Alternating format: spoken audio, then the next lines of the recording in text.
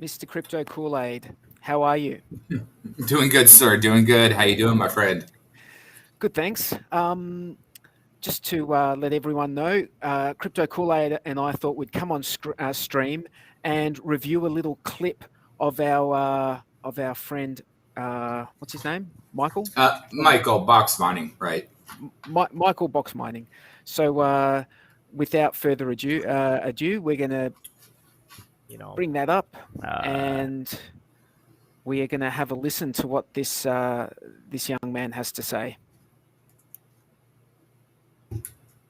you know, uh, I'm speechless here. I'm like, I would get angry if it wasn't for the fact that I'm probably still in the denial phase of things. I mean, like, how can people build these seriously terrible bridges?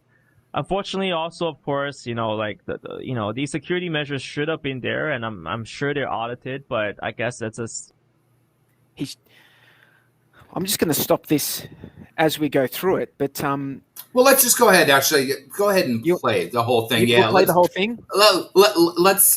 let's digest on how we would analyze a video and actually give food for thought with facts and marriage to a situation.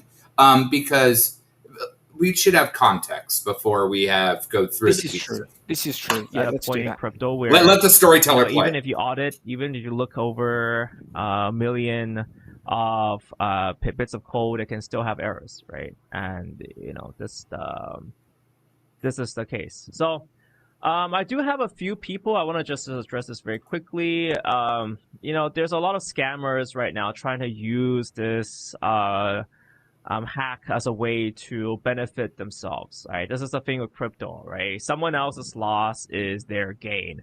And there's plenty of people, shilling Hex in the chat, and there were a bunch of messages being deleted. Let's be honest, guys. Hex doesn't solve this. Scams don't solve this, right? This is a clear situation where something here was poorly built. In fact, at the end of the day, I don't know. I guess the cleanest way to say it is like I used to hate people like this, but now I just kind of pity them.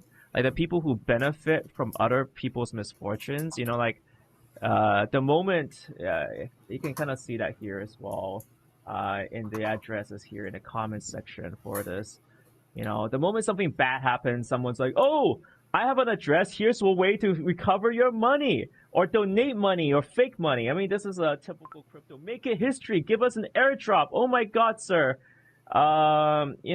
This always happens in crypto. And people take advantage of this. And I think they're the worst human beings in this world. It is the case. So if you guys are one of those people, give a pat on your own back. You guys are if you guys are shilling Hex and you guys are supporting Richard Hart, you guys are just shilling a scam.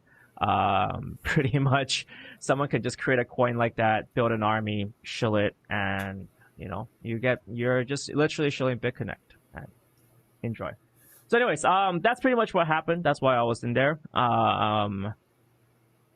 Shit happens. That was kind of the situation with the hack. And where we are now is the hacker, Slowman claims that they know who the hacker is. So, fingers crossed. Unclear what's going to happen next. We're kind of following this hour by hour. But yeah, I do want to say, of course, there are some implications of this. Like, first and foremost, I think I was affected a little bit more by this hack because I didn't realize how kind of dangerous these bridges are. I think, my security procedures were around protecting my funds on Wing itself, on the borrowing lending platform itself, right? So I wasn't really kind of focused on thinking, oh, the bridge. I kind of assumed that the bridge would be safe because everyone was using it. And I think that's one of the biggest issues that we have right now, where code is law. It is a situation where in crypto, if some Did There we go. All right. So Yeah, let's just have a little fireside chat, if you will. A little bit of history about myself. I am a visual storyteller in the game and the film industry. It has been a lot of work and many 80-hour weeks for 2 decades to get to where I am. But before that, I was a truck driver trainer. And I have lived many different lives and situational awarenesses where I've changed my worldview, my experience, my criteria, and use case on how I look at life and have input. And so I got into crypto in 2017, actually through Ponzi's. I was in BitConnect, was in Regal Coin, the first one, lost a ton of money, learned a lot of crypto the hard way. But here's an interesting fact, is Michael is one of my favorite influencers, YouTubers that I went into. And funny enough, I also left my really high dollar, prestigious career to do be a crypto YouTuber. I did ICO reviews, paid chill, essentially the same thing as other YouTubers we may be discussing or not. But one thing I want to point out is not to point fingers. What I'm going to do is do a cross analysis on A, what's being said, B, what happened, and C, facts, because facts are actually important. So, Michael, if you're watching, I'd just like to know, I really respected you. And I still technically do because I liked what you said. But ideally, you have to realize that you as an influencer have a fiscal responsibility to your viewership. Having people that say that because gamers make violent video games, do we cause gun violence? Oh, shit, mass shootings happen. Well, when is it time to talk about gun regulation? Is it not right after? Should we send hopes and prayers to the people that just got wrecked? No, you talk about what happened and what went wrong. So first, let's discuss the very beginning where Michael's saying people are taking things for their own benefit. So there's a video that's fantastic, probably the best Richard interview, not with Richard, with Andy C and Andy and CC something crypto. Well, we'll get a link later. But it's really interesting how we're going to do a cross analysis of Michael's response and then this short little clip later. But food for thought. Pointing out that you don't like Richard because why? His attitude. We'll get back into that here in a minute. His demeanor, or what has he done physically?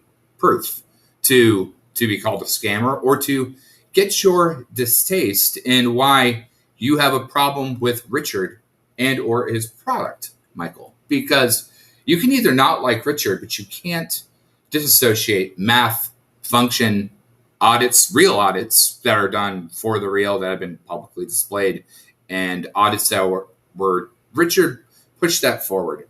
But what Richard's message has always been is don't pick up pennies in front of freight trains, not your keys, not your crypto. And the interesting thing is that he's pointing out not necessarily that Hex is better or that Pulse is going to be utilizing better utility that will focus on you are the user that does not have the proof of work of others. You are the one that controls your keys and your crypto. And Richard just spoke about it, is he's trying to get people to not do that. Uniquely enough, with Michael's history, if I do remember correctly, he was part of the Mt. Gox hack. So he should know very, very well not to leave your coins on exchanges. That exchanges themselves have their own flaws, or middleware dealing with exchanges, considering Mt. Gox was a long time ago, and the industry has evolved since then, that other things have access to your keys or your crypto. Let's just say you're driving a car and you use your seatbelt, but your brakes go out. Does that any less help you stop your car from hitting a tree? Mechanics and vectors and variables are there for a reason, and they simulate life. That's why my job in the game industry, especially in my last career, where we build systemic and fluid worlds where the mechanics don't really come to life till the very end, and we don't know how they work. Well, if you're putting your money into an ecosystem that can suffer from those types of attacks, then you are putting your own thing in need. But let's also go back to using the word scam. First and foremost, what exactly and who exactly has been scammed? We'll talk about the reason Hex works, like mechanics, the real thing that bases lives on. What's funny is that the real world is based on video games, and video games are based in the real world, especially when you get into, like arcane games, which are systemic games. The mechanics influence the other mechanics and everything blends together. So when you simulate the real world, you really get a really interesting lens into how all those things blend together. But first and foremost, something has to be a scam to use the word scam. If you're associated to something else, you're associated to a personal want not to get in. We'll compare it to another video here, which I'll start to queue up. But what's your thought? Potato for 3.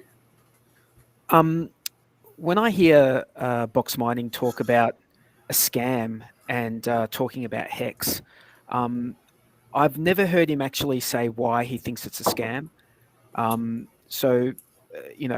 you compare Hex to something like Bitcoin, which he obviously doesn't think is a scam, and you look at the functionality of what one can do and what the other can do, you look at Bitcoin, you can send and receive. You look at Hex, you can send and receive. Now the difference is that, of course, with Hex, you've got that hard lock feature where you're earning the inflation being generated in the system. So the idea that this different mechanism of allocating the inflation in the system is in itself a scam, I don't quite get that. Because that's the only real difference, is that there's a different way of allocating the inflation in the system. On Bitcoin, it's allocated to miners, and in Hex, it's allocated to the stakers. So this whole scam narrative, I don't get. He's never explained it. He's only ever said he's only ever just said it's a scam with no way of backing it up whatsoever. Sure. So the other thing is just at the beginning, I just want to go past this, what he says at the beginning here again. So I just want to, let's just listen. Yeah, definitely. I'm speechless here. I'm like, I would get angry if it wasn't for the fact that I'm probably still in the denial phase of things. I mean, like, how can people build these seriously terrible bridges? So I just want to pick up on this. Like, it seems to me terribly, terribly naive of someone who's so experienced in this space to say something like this. Like, that seems just so naive to me, that he just, someone builds something and then he just trusts that thing that's been built, that it should work, that the bridge is just automatically going to work. So did he have a look at the audits? Were there audits? Did he look at the audits? Did he read the audits? He just assumed that there were audits. He actually didn't do the work.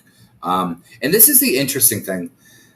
When I have to do my job, and I play with thousands of pieces of software for a living that none of them work together, and it's a bloody damn nightmare. I should have been a doctor. It'd be a lot easier. But when I did my crypto influencing job, I did the best research I could and tried to take the aptitude to doing a final, flawless, and in-depth job that I did in the film and the game industry when I was doing influencer stuff.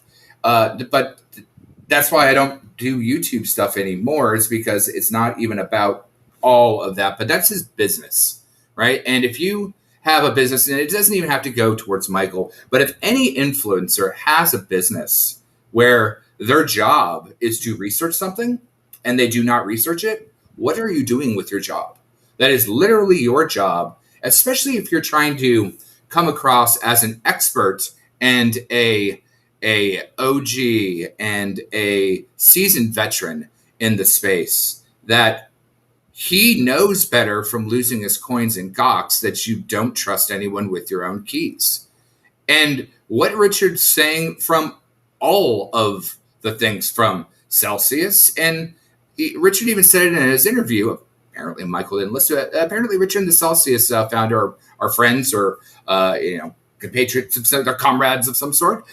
They have competing products, but even he is saying that having your coins on BlockFi, all the rest of that, has inherent risk from third party. Even if having a vector of attack in crypto, you could have many different vectors of attack, right? A hacker would need to know where you are or where your funds are to hack you, right? But then you have vectors of attacks that's just life. What happens if your house burns down? What happens, if a wallaby ran off your seatboard? So like whatever the hell else could happen, there are different variables on how you can lose your coins. And one of the biggest ways is someone else's incompetence, right? And so he assumed, but he is the professional, right? A person who gets influence, payments, tokens, and subscriptions. He's the authority.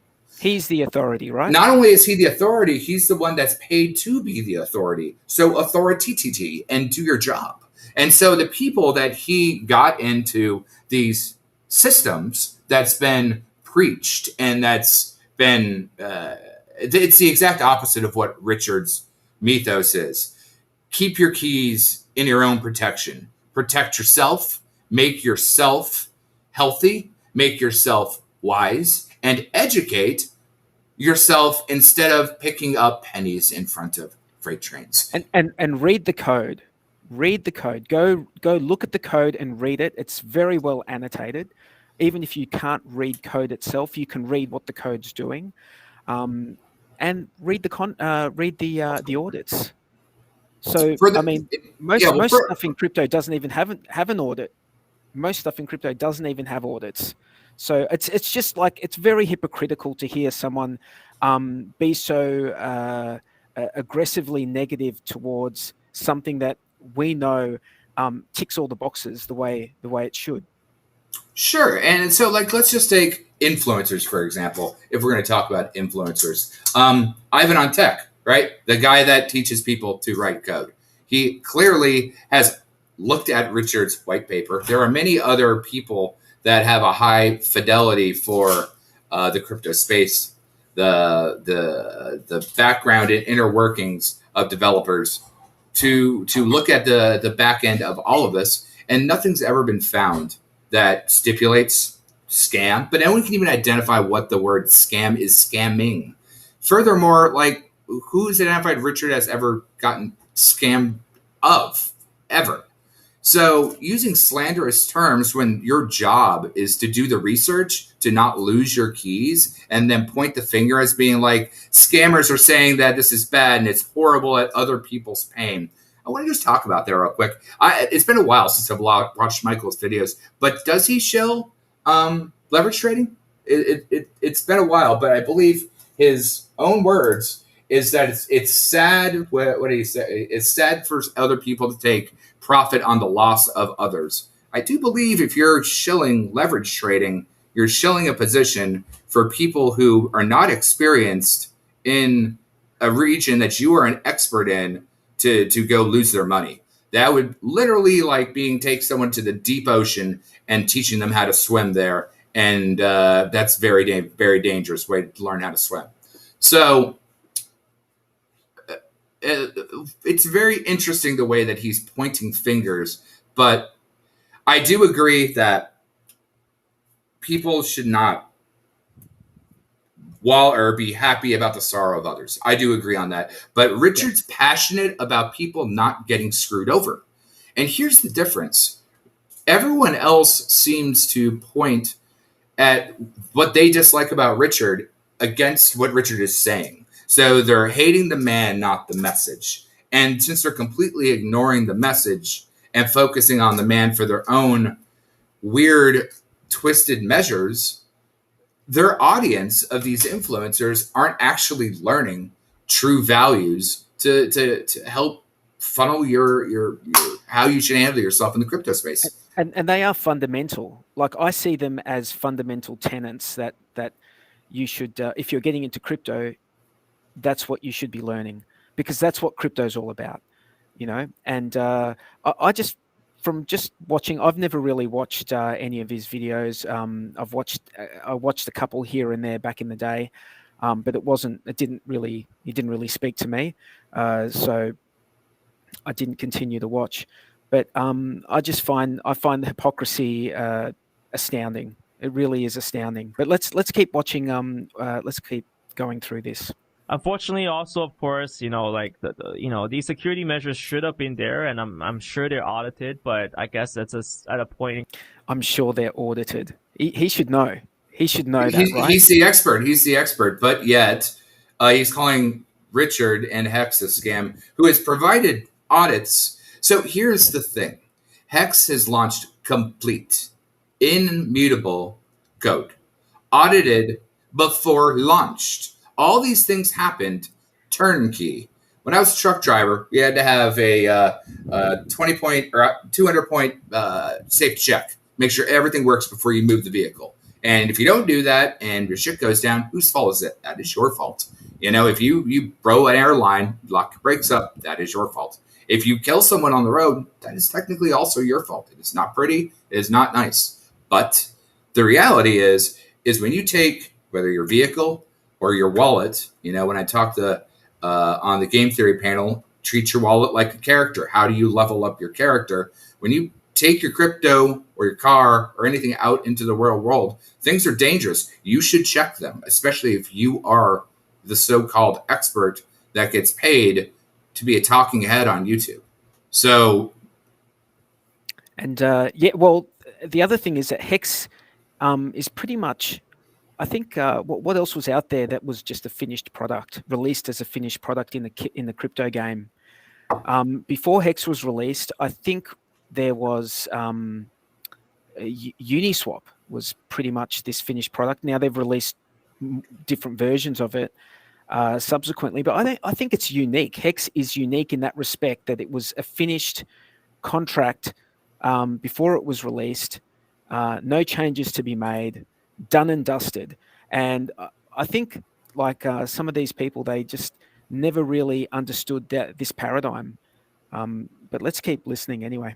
Crypto, where even if you audit, even if you look over a million of bits of code, it can still have errors, right? And that's true. However, Hex has had 100% uptime with nothing has gone wrong. It's been absolutely perfect ever since it was launched in 2019. Well, so here's the thing that people keep focusing just on Hex, and we're going to show a clip from this Andy and CC that's going to come. It's going to be a very interesting comparison between these two, because they're going to say the same thing completely differently, and it's going to point out the point of view why Michael, I believe, is salty. But the thing is that Richard has said this whole time, Bitcoin spaghetti code. Let's take away Hex out of the fucking narrative. Like, people keep doing this thing because they're so salty they didn't get those Hex gains. Richard is preaching mechanics. These are ideals. These are mythoses. They're commandments, if you're a fucking religious person. These commandments is what you should do. Not your keys, not your crypto. Don't have spaghetti code. Hacks will happen. Don't connect your MetaMask wallet to random airdrops that accidentally will connect to your stuff. There's so many variables that have nothing to do with Hex. It has to do with ideals. And if he's not understanding that, then he hasn't even taken the time to look into the ideals of Hex and is just complaining about Richard. And none of those things should be what a professional would do. But regardless of the fact, he says so many lines of code, hard to do the audits. Yeah, you probably shouldn't deal with things that have spaghetti code. You probably should do things that are immutable, that are insured, that no matter what. And Richard said it before, let's take Hex out of the equation. If the not project, needed to be done or changed to another network, it could be done because the encapsule, that is the mechanics, they are transportable and they can plug into something else. But all the inside here, that's finished. But here's the question, Michael: Why are you yield farming for yield? Why are you trying to get gains on someone else's sloppy code and sloppy area, but you're calling other things scams with no proof?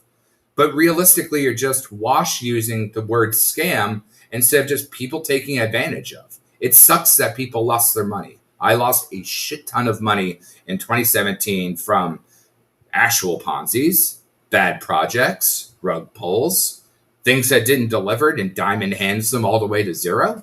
And I was looking for residual income. I wanted to find a diamond in the rough and hold on to that early and gain yield from that. So why exactly are you using Wing Finance to do any kind of yield farming or interest-based lending or all the rest of it? However you want to wrap residual income or yield, that's what you're doing. There are riskier yields, like yams and all the rest of those that actually did get hacked and rugged. I mean, there's anything that has admin keys or sloppy code falls the same victim. A hack, an exploit, is basically someone gets screwed, and that sucks. And regardless of the sucking, you don't want that to happen to other people. That's why, there's people advocating against drunk driving, or like anything that sucks. People try to put signs up to warn people, don't do that. Bridge icy when wet. There are many different things that people try to do to warn people, but people don't listen. And if you don't use the same factors on your own influence to your own audience, you're actually more guilty than Richard, because Richard has never improved of anything wrong but being a very large personality. And it took me a while to get past that, and now I fucking love it. I absolutely love the fuck out of it. But the thing is, Richard is real. So why are you not being real that your responsibility to your users got them wrecked? It's good questions, man. Good questions. I don't know the answer. I don't know the answer why this dude is. So I don't know. I think he's believing. It just seems intellectually dishonest to me. I've got a really good counter that we're gonna do in here in a little bit. I got to get queued up while we keep listening and fireside chatting. This is the case. So, I do have a few people. I want to just address this very quickly. So this is when he gets stuck into the Hex community. There's a lot of scammers right now trying to use this hack as a way to benefit themselves. Right, this is the thing with crypto. Right, someone else's loss is their gain. And there's plenty of people, shilling Hex in the chat, and there were a bunch of messages being deleted. Let's be honest, guys. Hex doesn't solve this. Scams don't solve this. I think what he just said there when he says Hex doesn't solve this, Hex can't solve his mistakes that he's made. Hex does solve the problems that he's encountered. It does solve those problems because you're getting rid of counterparty risk. You're getting rid of these issues that he's come up against here. Right. This is a clear situation where something here was poorly built. In fact, at the end of the day, I don't know. I guess the cleanest way to say it is I used to hate people like this, but now I just kind of pity them. Like the people who benefit from other. I guess he's pitying us, right? Because I guess he would characterize this as us benefiting from this. I'm not trying to benefit from it. This is more of putting the word out so people can assess the situation. They can assess this guy calling Hex a scam, yet getting scammed himself by the shit that he's doing. So I just want people out there to see this and just come to their own conclusion. Oh, well, like, so if, for example, let's go back to Michael were looking for yield. Like, I was huge into Dropple after so many failed ICOs. I tried to do all the cloud mining, all sorts of nonsense. Dropple was basically like a BitConnect, but like it wasn't a BitConnect, but the SEC got involved and like the token went all the way down to zero. And I still leave all those graveyards in my ERC wallet to remind me not to do fucking stupid shit. You know what I mean? And it sucks. Yeah. And I started from zero back in 2020. And I mean, maybe a couple grand, but like I lost everything. But you know what I learned? It's a lot. And here's the funny thing is it took me a long time because I was super leery to get into Hex. But it took me a long time. I lost out on a lot of opportunity, but I did strategically enter, but I also did my homework. It was, when I really started to get to know RG, and when, to be honest, when Steph and Firebun brought on Staker app and really started to see the community, I'm like, this is where real community gets involved. And I started to really put the time in to unwrapping the project or the product of the entire thing, all the mechanics that go into it. And there's so much. I could go into all the true mechanics and how Richard basically is playing StarCraft in real life with the way that he strategically does everything that he does. It's super interesting from a game mechanic perspective. But as a game designer that utilizes those tools for my daily job, that's how you get social interaction. That's how herd mentality works. There's all sorts of variables that you can see. But here's where I'm trying to queue up this other Adam Stokes interview. The best part is if you look at Richard's earliest videos that have nothing to do with Hex, it has to do with self-help and teaching yourself how to be a better you, how to not get screwed over, and how it's interesting to watch his worldview evolve. And so that would make Richard have to do the effort to change his worldview. I had a friend that one of my people that I've been onboarding, and she's a nurse, and she was listening to Richard talk about, some of the Sense Foundation stuff. And, she was about to, gasp when most people that aren't, from the medical industry talk about anything, health-wise, they have no idea what they're talking about. And she's like, yeah, everything he said checked out. Like, he knows what he's talking about. So yeah, Richard's personality is very, very interesting, but he is definitely not ill-educated. And I guarantee you, if he doesn't know something and he gets in a situation that he doesn't, he will immediately go figure it out. So my question is, again, if that's who Richard is someone who will go do what he says he's going to do, learn what he says he needs to learn, do what he says he needs to do, how is that a scam? Again, like, you have to really define the words that you're using. Otherwise, they're meaningless. Yeah, he never defined them. I've heard him 2 or 3 times very early on. And there was a video. There was actually a video made that they went through the day that he called it a scam, and they went through and worked out how much at another date, I think it was maybe a year later, how much that would have cost his followers. And it was something, it was huge. It was absolutely huge. I mean, this guy really did cost his followers a lot.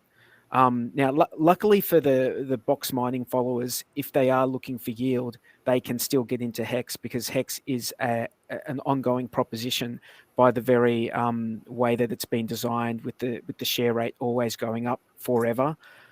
So, all the box mining people who are looking for yield and can't find it, well, let's not just immediately chill Hex, because I want to I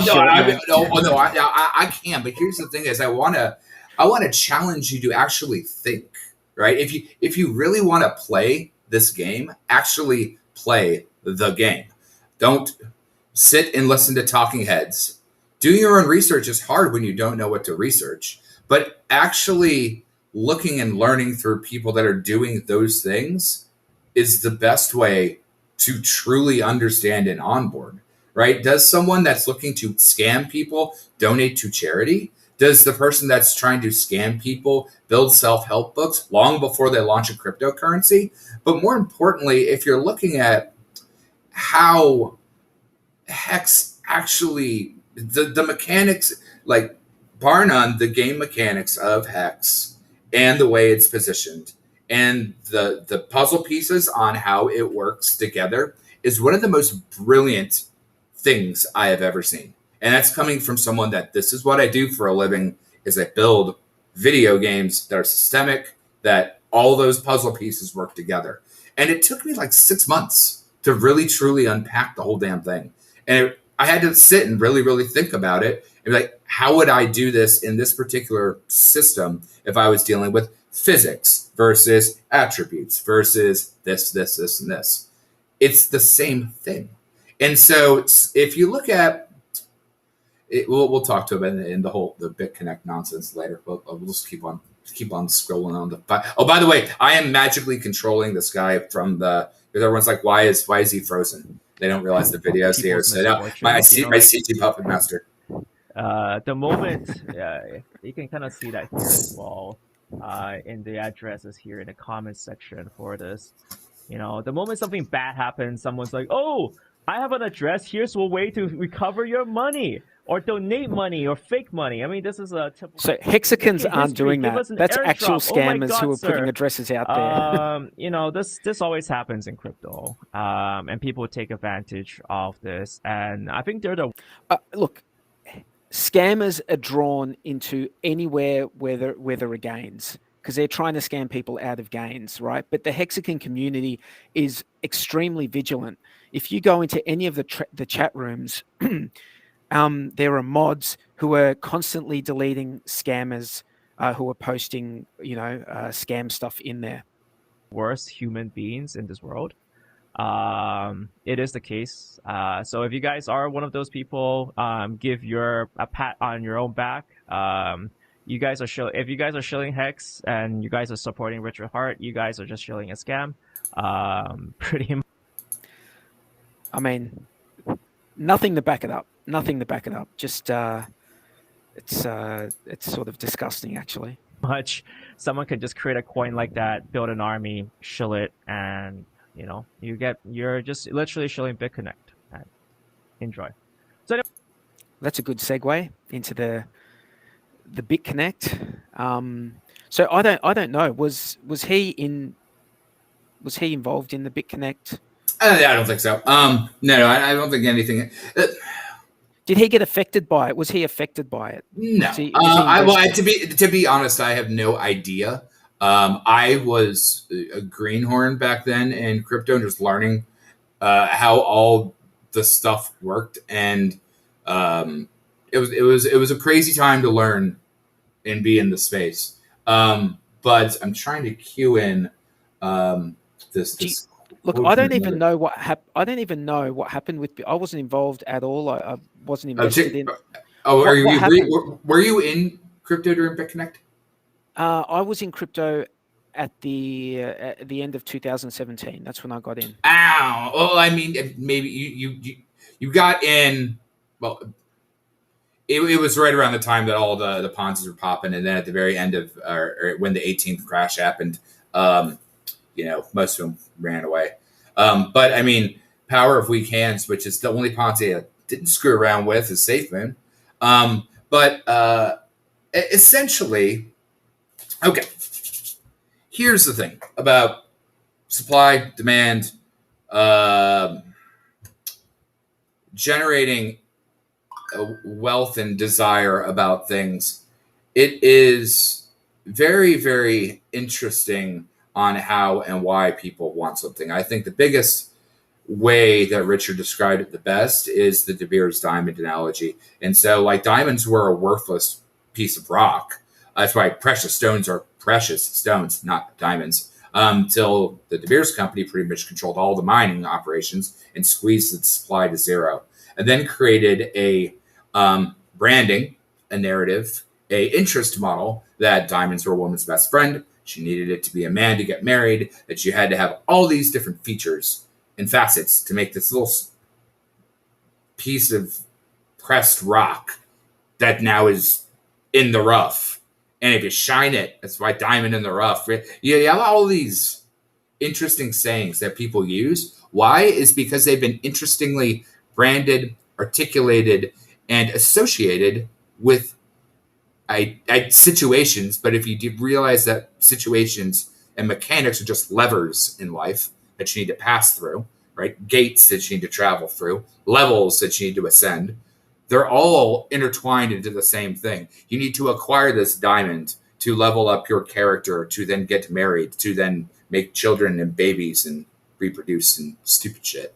But if you look at the narrative of that, how reducing the supply to a centralized ownership to zero and then creating a desire narrative, that creates desire. Like, why are Louis Vuitton or Rolexes or any of these super wealthy rarities rare? Is because they're one of a kind, super unique, and the supply is supremely limited. And to be funny, if they're probably not that hard to make, right? They just patent something. That's the beauty thing about a patent, right? If you patent something and then you pull the supply down to nil, and then you make it very, very, very desirable, and then you slowly trickle it out, I mean, you control that entire ecosystem. Look at the insane narrative of Elon Musk with Bitcoin, then no Bitcoin, then what was it? Peter Thiel and the solar farms. Who the hell has the solar farms in California?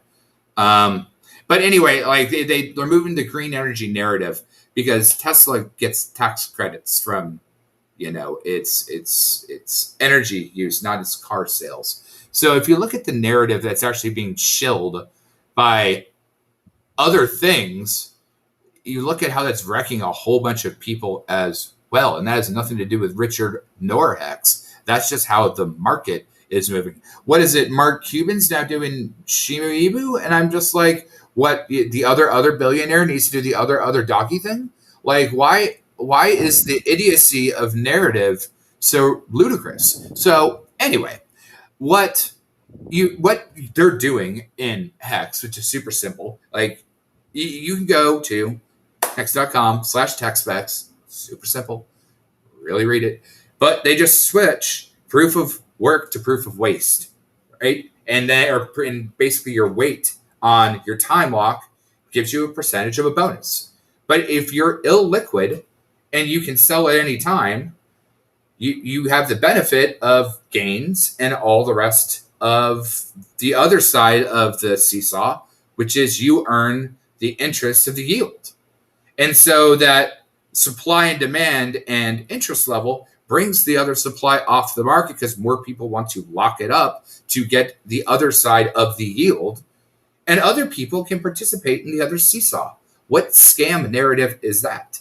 That's essentially the exact same thing as like having a middleman that has loose diamonds on hand that has the ability for someone to buy when they want to go get married, which would be a diamond shop. What are you going to say? A diamond shop is the scam because they have the loose diamonds on one end, and the other people that buy the diamonds to time lock them into marriage, they're going to get the rug pulled on them. That's essentially, if you correlate it to the exact same De Beers narrative, the diamonds being bought and proposed to for marriage, that's your time lock. Your loose diamonds at a diamond store, that is your liquidity. And so you can look at that through a wide variety of different situational analysis on what or how you want to correlate the desire of Hex. And the crazy thing now is the virality is coming out. So what is the use case of Doge? Nothing. It inflates faster than it can hold its value. It's a joke.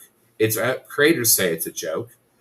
And we have a saying, you can't polish a turd, right? Like, there's nothing that you can really fix on that. On top of that, it's a fork of a fork of a fork of a fork, complete spaghetti code. And so the spaghetti code, that's a joke that inflates faster than it can hold yield, is the bee's knees. And so you get another silly little dog and have another billionaire grab it. And now that's the new thing. But that's not a scam.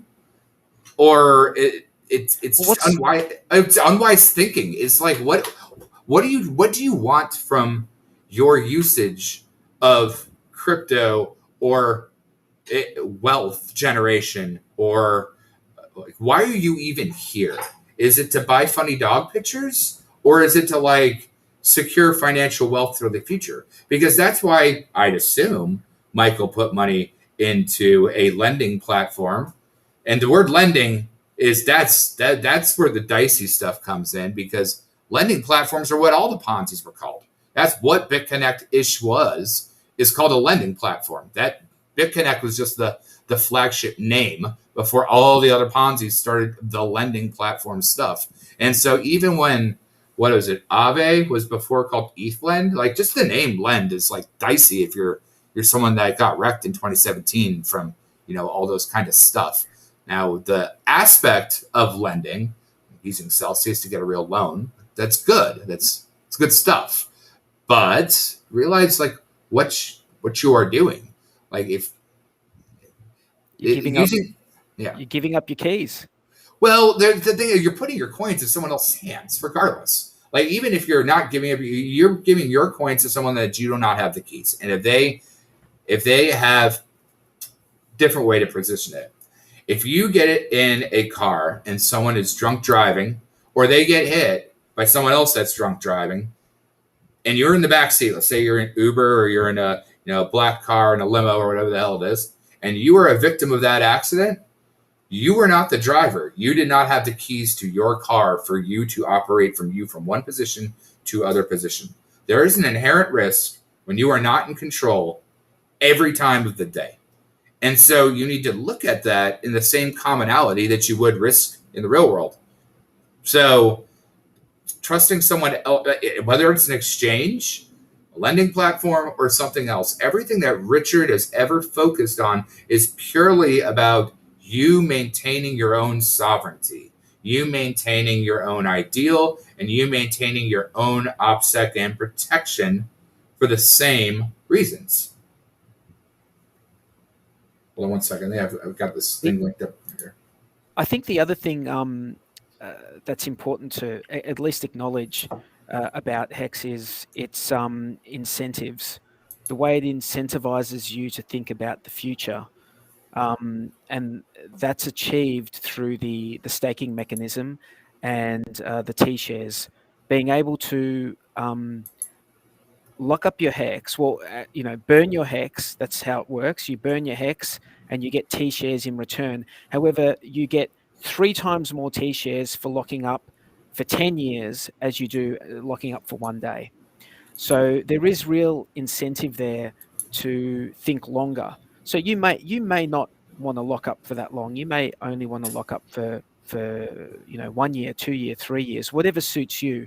But that incentive there to think about the future, I think that's an important nuance that's missed by these guys who just call it a scam. Anyways, that's pretty much what happened. That's why I was in there.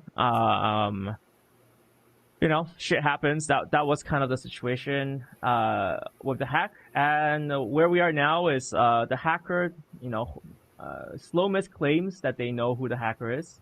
So, fingers crossed. Unclear what's going to happen next.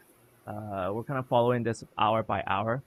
But yeah, I do want to say, of course, there are some implications of this. Like, first and foremost, I think I was affected a little bit more by this hack because I didn't realize how kind of dangerous these bridges are. I think, my security procedures were around protecting my funds on on Wing itself, on the borrowing lending platform itself, right? So I wasn't really kind of focused on thinking, oh, the bridge. I kind of assumed that the bridge would be safe because everyone was using it. And I think that's one of the biggest issues that we have right now, where code is law. It is a situation where in crypto, if someone manages. Yeah, so he didn't realize that there was going to be risk associated with the bridge. That's surprising to me, to be honest. Well, especially as as a professional, you know, it's again a commonality of if your brakes on your car go out but you have your seatbelt buckled in and you still run into a tree, doesn't that keep you safe? Same goes the other way, right? If you have brakes but you didn't buckle your seatbelt and you run into the same damn tree, what's still the difference in the variable? You still go through the windshield. Yep. I think I've got. We can keep drilling through this, but I want to toss in this other, couple clip of this other counter interview that I thought was really fascinating. But yeah, we can keep going in. Well, we've finished that clip, so I'll just, while we've got like a little break and you're doing what you're doing, I can talk about. Do you want to check the audience real quick and go? I've got some questions or see what everyone else is chit-chatting about. Yeah. Let's have a look. We've got some. Oh, look, we've got a super chat from Children of the Grave. Thank you very much. That's $5.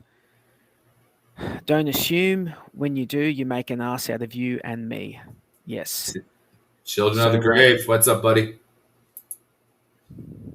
What's happening, mate? And thank you very much for that $5. It's much appreciated. Yeah, so what we've got here is we've got someone who's assumed that Hex was a scam from day one. Meanwhile, he's invested in other things that have resulted in him being scammed. And in the meantime, Hex has been perfect. 100% uptime, no one scammed, doing exactly what it says it will do, what the code says it will do. Now, what we've been finding over the last year or so is that the substrate on top of which Hex was built, Ethereum, it's been not working very well. Like, we've had gas fees that have been, extremely high. So I think I saw like a screenshot of a gas fee that was, I think it was 1,500 Gwei or just something crazy, like absolutely crazy. So that's not something that can work in DeFi. You can't have these sorts of costs just to run some functions on a smart contract. So as a way of resolving this problem, Richard Hart has decided to fork the Pulse, fork Ethereum into a new network called Pulse. Okay, what have we got here? Oh, you can go keep talking. I'm going to check some. I think I've got the thing. That one. I'm not even sure if I play this, it's going to play. If we're going to get audio, if you know what I mean. I'm not sure we're going to get audio. Let me try. Okay. Well, let's. Do you want to just finish this up real quick and close it out before we bring on another video? Yeah, sure. I was just saying, in relation to Pulse, it's been created to resolve this issue of gas prices being so high that you just can't run contracts. You can't do anything. It's going to be Ethereum. It's Ethereum. It is basically Ethereum, but it's being forked, and all the code will be the same. Your private keys will be the same. Your wallet private keys will work on the Pulse network. And you're going to get a copy of all your Hex and all your stakes on the Pulse network as well. Well, it's going to be. Let me. By the way, Nash, what's up? It's one of my old people from back in the day. But what you have to realize about Pulse is it's multiple different vectors of, so you're taking some of the stuff that, whether the Ethereum Foundation, whether the miners, or whether the, let's just say, regulations inside the Ethereum ecosphere foundation didn't push forward. And due to that, we have particular fallouts of fees, lack of innovation.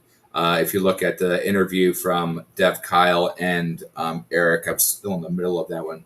Dev Kyle is brilliantly articulate, and it's just amazing to listen to how they banter about the problems of future dApps, deployments of new projects that basically are suffocated due to the cost of gas, and how is that being solved. Then Pulse is also taking the innovations that the BSV chain did and looked at how that unwrapping of an ecosphere, basically like fleshing it out and stretching it and looking at how it all attenuated together, and then pulled it back and like, how would we fix that as well? So it's not just a clone of Ethereum.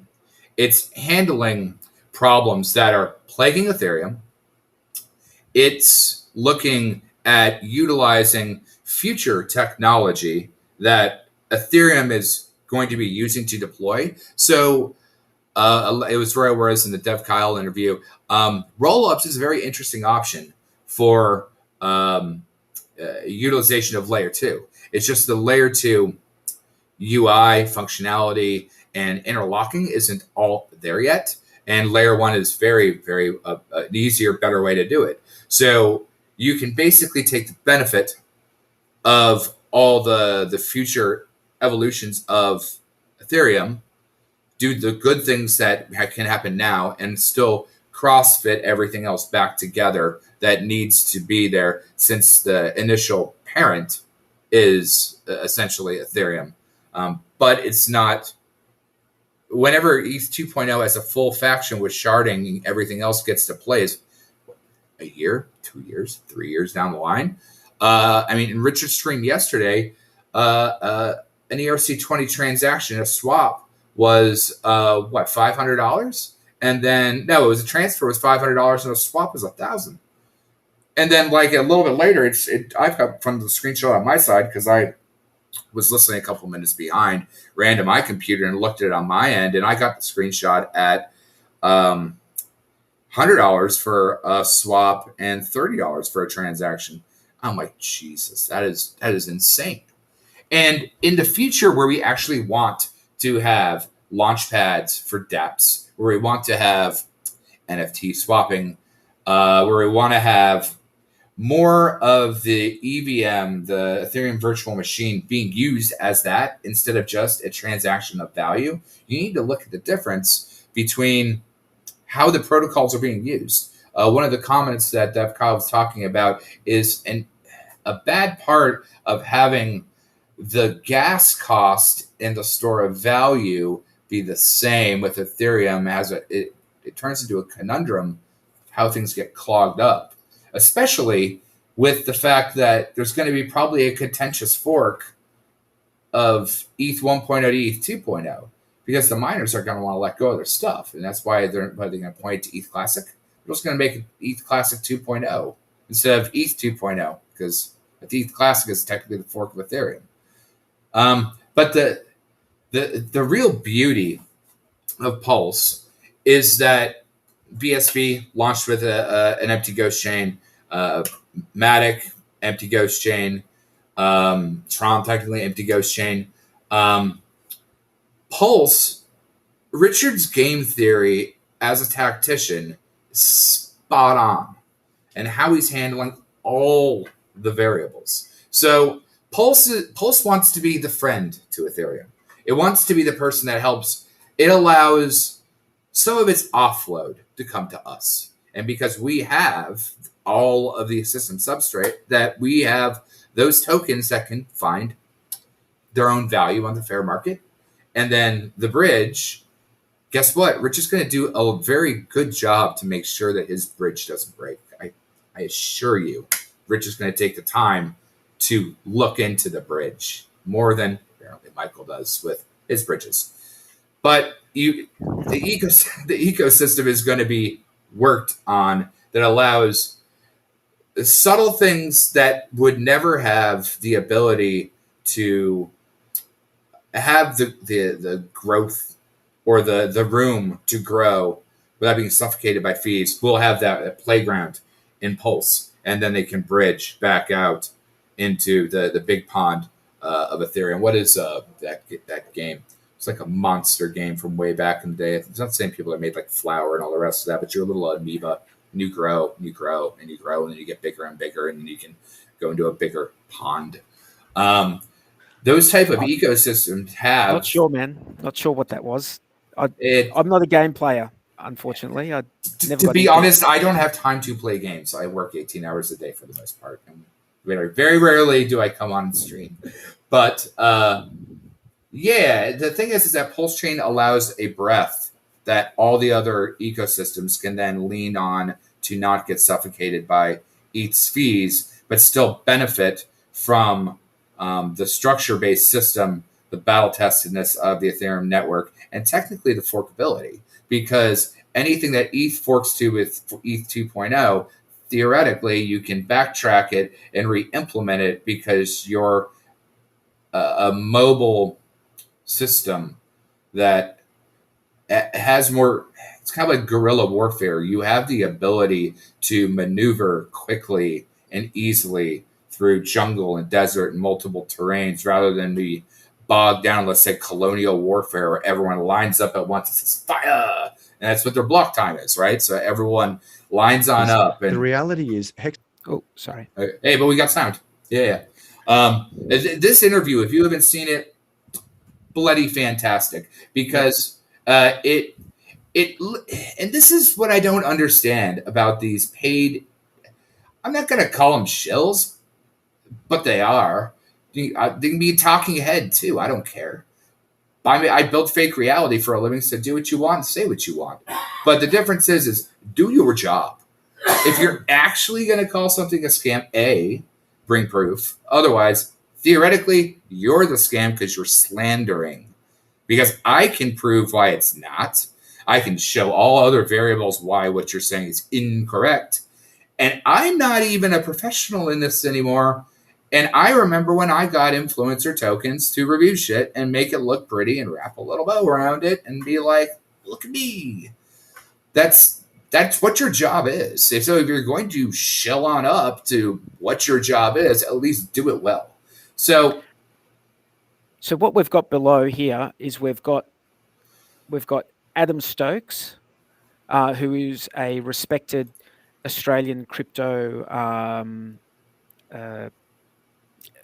I wouldn't say he's an influencer. He's a journalist, really. It's a journalist, and I think he did like 3 interviews with Richard. I only caught the very first one recently, and then I backtracked to the other ones. Yep, and then we've got the other gentleman who is, I know that his it's CCC, but it's Clay. Hold on, I'll find it. Sorry, I've been literally in the midst of Crazy Crypto or Crypto Crazy. There you go. Yeah, something like that. Yep. So unfortunately, with this clip, I actually had to download it, the clip, and play it from the local source. But so I can't actually see how far in. So I'm just making a guess. It was about 18 minutes in. So I'm just guessing how far into the clip. Yeah, it's 20 minutes, and then probably if we can grab like 8 minutes or 9 minutes of it, it's bloody fan. It literally addresses all of Michael's problems. And just sitting at number 3, I'm looking at it right now, up to 12.8 US cents at the moment, comparative to what it's done against the market for the last 2 or 3 months. It's very impressive. So those who got into Hex, they made a lot of money, And of course, that has scared a lot of people as well, because that's like, well, it's like a minute from here. I think it's a minute from here is where it gets really good. But he basically talks about like the trust factor of why people. The way they articulate it is fantastic. I'll play it. But just before we do that, I just want to say thank you to Future Us for the super chat. $8.88 New Zealand. Thank you very much for that. Boxmining seems to think everything is a scam and just a crap shot. I wonder how he got that idea.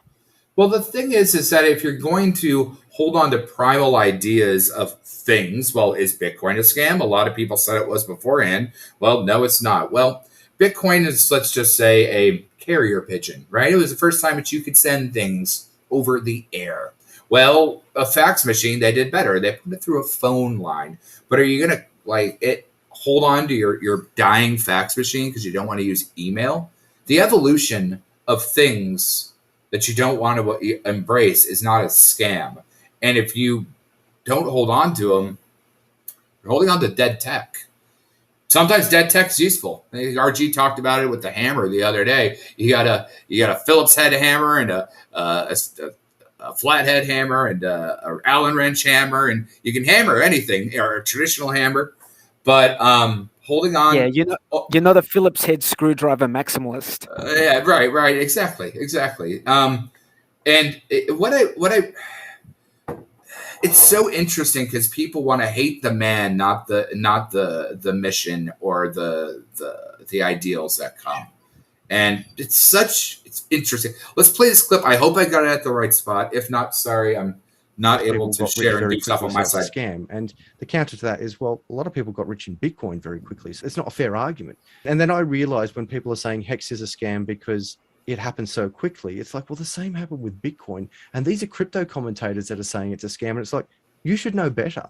You should know better to call something a scam because it's gone up so quickly. It's a hollow argument because we've seen other cryptocurrencies go up quickly. A lot of millionaires have been made overnight. So it's not fair, particularly when you're a crypto commentator, to say, well, because that coin went up quickly, that one's a scam. The other thing, of course, is that he has his face in front of the camera. He's always there. He's taking on questions. He does live streams, which is, as we discussed off camera, very stressful because if you make a mistake, it's out there forever. And if you end up in a situation, as Alex did, arguing with Richard, it's also out there forever. Yeah. But is it too late for other people to get into Hex now? No, absolutely not. So context for me, and I think I mentioned to you that I wasn't one of the initial investors in Hex. It took me a while to get there. And I started, I think it was earlier this year when I first invested in Hex. And since then, I think I bought in at 4 cents or thereabouts US. So it's now, 12.8 cents. So it has gone up significantly in that short period of time. My expectation is that Hex will continue to outperform. Now, why am I saying that? Because it's a finished product, because of the nature of what it does, I think it's still going to attract new investors coming in. The other is that, and I guess there is a bit of a connection here with Pulse, is that when Pulse actually launches, all of the ERC20s are going to be duplicated.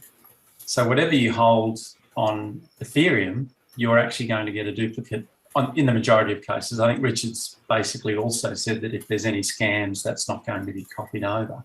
But effectively, they will also exist on the PulseChain.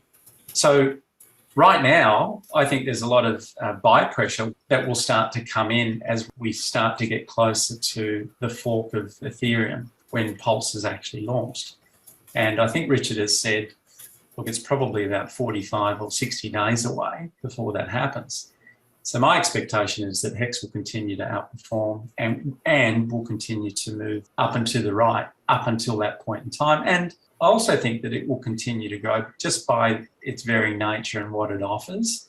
So I don't think it's too late. I actually think it's still very, very early. I think the other argument towards that would be just look at how much it's gate-kept, Adam. I mean, all credit to you because you've done the work, you've actually understood what it's about, and you're quite happy to talk about Hex and Pulse.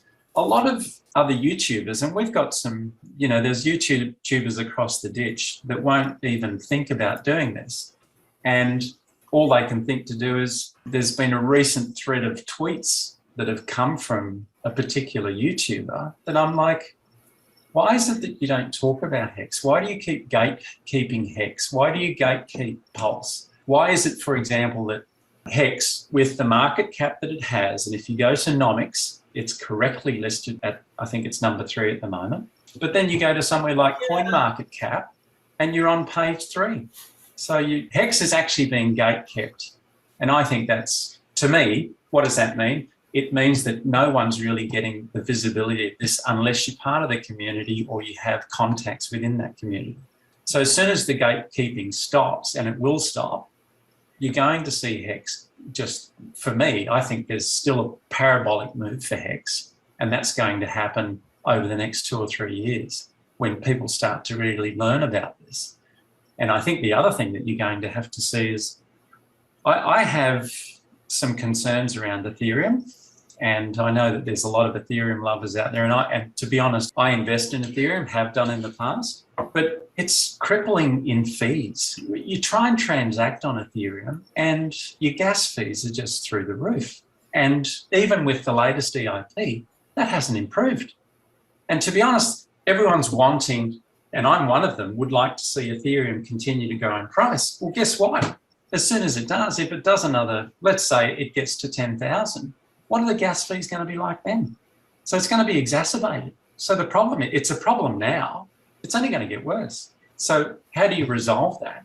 Well, that's part of Richard's plan, was to say, well, look, let's fork Ethereum. And the reason we're going to do that is because there were some changes made to S-load costs on Ethereum that actually made transacting on Ethereum too expensive or just became unmanageable.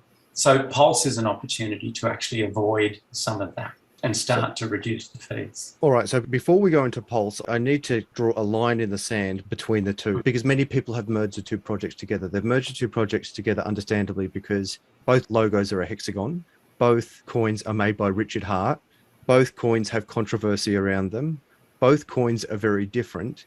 But let's close off on Hex before we go into Pulse. First of all, I think you've raised a good point about no one knows about Hex, and it's so gate-kept, and you're right. Look at what it has achieved with no exposure, and the only exposure it gets is the huge accusations of scams. But concurrently, the Hex community is quite remarkable. It's quite remarkable that, first of all, they seem like really good people. They're very committed. And sure, within crypto, we have the crypto tribes, you know, go Bitcoin Cash, go Bitcoin SV. Just that battle in itself was epic. Then you have the Ethereum Cardano camp. Then you have all these different crypto tribes and the XRP army. Great, fantastic. But at the end of the day, we're all one crypto community. But I've certainly observed that the Hex community is a crypto community like no other. And they've all made the distinction. They've all looked through all the smoke and mirrors of what the mainstream, not the mainstream, but the broader community has been saying about Hex. They've all looked past the accusations against Richard, and they've all taken a stab at it, and many of them have become very rich in doing so. Why do you think there is such a strong following within the Hex community for Richard Hart and the project comparative to any other coin that I've seen out there? I think it comes down to trust. You know, it was interesting. You had, I think you ran a YouTube recently around trust, and it's interesting for 4 days ago.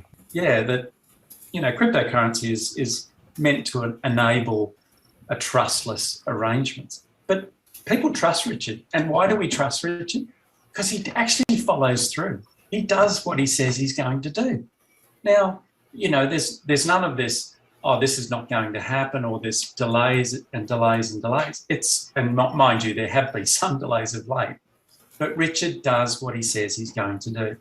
And I think people have learnt to trust that, and you trust Richard, and you know that his acts for his community, he's the benevolent provider, right? So from my point of view, everything Richard does is to enrich the lives of others. Now, I know it sounds a bit corny, but that's what he's actually doing. And so you have to come back to, let me put this to you. If you had all the wealth in the world, and you really didn't need for anything, what would you want to do? You'd have to find purpose. You've got to find purpose. Yeah. And I think Richard's purpose, and it's demonstrated to me, and this is confirmed, is that he was looking at studies in longevity. He was involved with SENS, or some of the founders of SENS, back in 2006. So this is nothing new for Richard, and it was his time to be able to really help that organisation through his community. And I think Richard follows through. He does what he says he's going to do. And Yeah, that's I don't want to go through and play The whole last video. the last part of it, actually, if you go wherever this is, find this, who's ever listening, because it goes through. And it's the stinger to Michael's problem is it says that he's salty because he needs Hex to fail. He needs it to be the scam because he didn't get the gains, and it has to be a scam. Otherwise, he's just going to sit awake late at night and hate on himself for not investing or trusting Richard because he had preconceived notions about the man. I'll keep playing until we get. No, it's totally it's just beautiful because it wraps all of Michael's stuff into a nice little bow. I think it's only like 2 more minutes in. So just to the guys in the chat who are asking where to find this video, this is a channel, a YouTube channel, and the gentleman's called Adam Stokes, and you can see there at the bottom of the screen here we've got the YouTube channel link. Which you probably can't click on, but if you go to YouTube and type in Adam Stokes, you will find his channel and this video. I think it's the second, I believe it's the second one. He's only done one other one since, so you'll find it quite quickly, and it's worth a watch. Watch the whole thing. These guys go into depth, and yeah, it's a fantastic video. But we'll watch for another couple of minutes. But I'm not going to play the whole thing. I really want you guys to go to that channel. You can actually, yeah. Let's just kill the video here, and we can do some more chit chat. But what I want to point out is, not only I've never seen this guy before, and I've tried to consume all of the content, but it's exhausting to follow all of us because it's amazing, good stuff, and you always learn a gem every time. There's a gem to be pulled, whether it's Richard or David Feeder and the thing. Hats off to Mr. Feeder, just how people have enhanced their own life. So where is the scam of someone getting out of debt? Where is the scam? I tell you what, I have learned more about finance listening to Whales Only than I have my entire life. And I've never cared about it as much till I got into crypto. So I got into crypto, got screwed, didn't know what to learn. I'm getting screwed in my fiat system. I mean, I personally owe $250,000 in student loan debt. You can't even pay the interest fast enough for it to not get down. I've never paid a dime of principal because I paid $136,000 in interest. But with Whales, now I learn finance. I mean, if you ever listen to any of my nonsense, you'll learn game mechanics or how fake reality influences real reality. We all come from a different cut of cloth. But you know we're not? We're not scams. We're people, we're community, and we technically are legion because we're coming out to educate. We don't get paid for this. You know, we come out and put our time in and effort in to actually do stuff. And here's the furthermore point. Does Boxmining have any kind of donation or shill link or anything on this page? I don't look. I don't have time to look at this shit. I tell you who doesn't. Richard. So who's calling who a scam? If you're going to use the words, bring fucking ammo. And ammo that works. Otherwise, all you're doing is technically slandering. And if you really want to slander, come and have I'll have an interview with you, right? And it doesn't even matter because I can point out, watch people and learn, and then change your word framing. I've used more than one word, which is not scam. I've defined many mechanics on how they work. And I can go into very in-depth ones on many different facets of the system. But the one thing I'm not doing is repeating a 4-letter word. So it's very, very interesting. It's a good point that you've made, Kool-Aid. That's a good point. I think the real shame in all of this is his followers, who from early on in 2020 or late 2019, they were told that Hex was a scam, so they all missed out. That is the real shame, that all of those people missed out because one guy who should know what he's talking about didn't know. And you know what's interesting? A lot of other influencers have come around. Superman, apparently he invested, and Superman's an interesting one because I tell you what, his intro it rings like a bell. You can't not hear it. But that's what I used to listen to back in the day. It was Boxmining, Superman. Oh God, Crypto Daily. I love that guy. Has production. Like that guy does production well. Wonder what the hell he's up to. I don't. Here's the problem: is I really don't have time to watch the other crypto influencers because between all of us, He used to have some great, those meme reviews. Oh, dude, it's his Fiat Daily. Man, I tell you what, his production his production quality is top tier. And the thing is that shit takes effort. I mean, it's the same thing with the Joker. Like the stuff that he does is really well done. It takes a lot of effort to pull off that kind of stuff. And so, hold on one sec. My cats are having panther fight battle. Yeah. So look, we're probably gonna wind this up pretty soon because I know Crypto Kool-Aid is a busy man. He's tired. We just thought we'd jump on this impromptu. We were in the Cutthroats, and we were both just looking at this video by Boxmining, and we thought this is just we need to address this. This is not really fair. What this guy is saying, especially in with the state of affairs as they are. So we thought we'd come on stream and address it. And like here's the other thing: it's like he was pointing a finger that other people would be like neener. No, that's not what happened. Not your keys, not your crypto. Richard's very passionate about other people not getting screwed, and then I will always want someone. It sucks when anyone gets screwed over. But the worst thing that can happen, if you're in a drunk driving accident and you still live and you get a ticket and maybe you go to jail, you're still alive. A lot of people are not. Don't pick up pennies in front of freight trains. Don't be in situations where you lose a lot more than what you could. And unfortunately, a global lesson for all is to, unfortunately, watch rubbernecking accidents on the side of the road. And it's an unfortunate thing, and it's a very sad thing. And what's crazy about Michael saying these things is he's a Mount Goxer. He knows better. So the point is, not Hex. Stop with just pointing scam, Hex. You're just being a spoiled brat. Not your keys, not your crypto. If you have your audience not being educated, you're putting them in a dangerous situation, man.